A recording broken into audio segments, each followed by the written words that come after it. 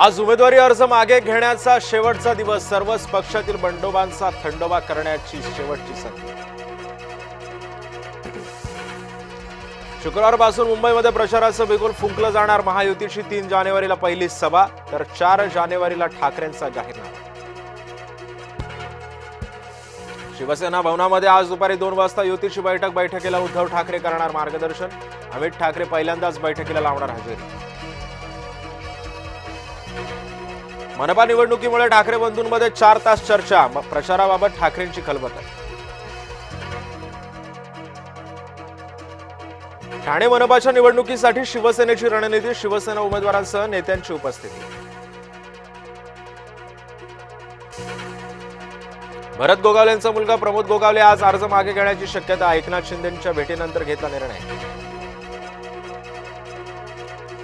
प्रकाश सुर्वेंच्या मुलाला उमेदवारी नाकारली. नाराज आमदार प्रकाश सुर्वे नॉट रिचेबल.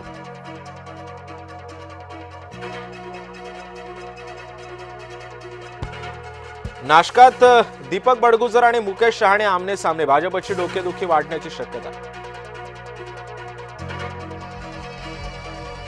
अजित पवारांच्या उमेदवाऱ्या गुंडागिरी वाढणार. खासदार मुरलीधर मोहोळ यांची टीका. 5 महानगरपालिकेमध्ये भाजपचे 10 उमेदवार बिनविरोध. कल्याण डोंबिवली मनपामध्ये 4 तर धुळ्यामध्ये 3 आणि पनवेलमध्ये 1 उमेदवार बिनविरोध.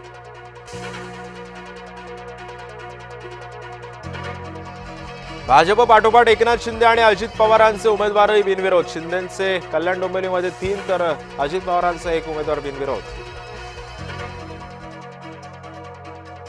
पैशांच्या अनेक ऑफर्स येतील. आमिषाला बळी पडू नका. राज ठाकरेंचं मनसेच्या उमेदवारांना मार्गदर्शन. मुंबई वाचवण्यासाठी शेवटची संधी असल्याचंही केलं विधान. पहलगामचा हल्ला धर्म विचारून नव्हता. पूजा मोरे यांना वक्तव्य भोवलं. पुणेकरांच्या संतापानंतर पूजा मोरेंना सोडावी लागली उमेदवारी. पुण्यामध्ये एमपीएससी विद्यार्थ्यांचं आंदोलन. विविध मागण्यांसाठी विद्यार्थ्यांचं तीव्र आंदोलन.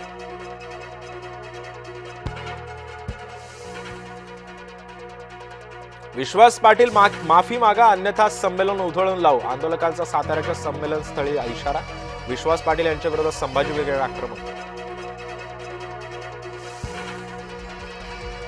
निवडणूक अधिकाऱ्यांनाच एबी फॉर्म लपवल्याचा आरोप. संभाजीनगरमधला धक्कादायक प्रकार. अधिकारी लतीफ पठाणांची कृती संशयित. देवेंद्र भारती यांनी केला अचानक नियंत्रण कक्षाचा दौरा. मुंबई पोलिसांच्या आयुक्तांनी घेतला सुरक्षा व्यवस्थेचा आढावा.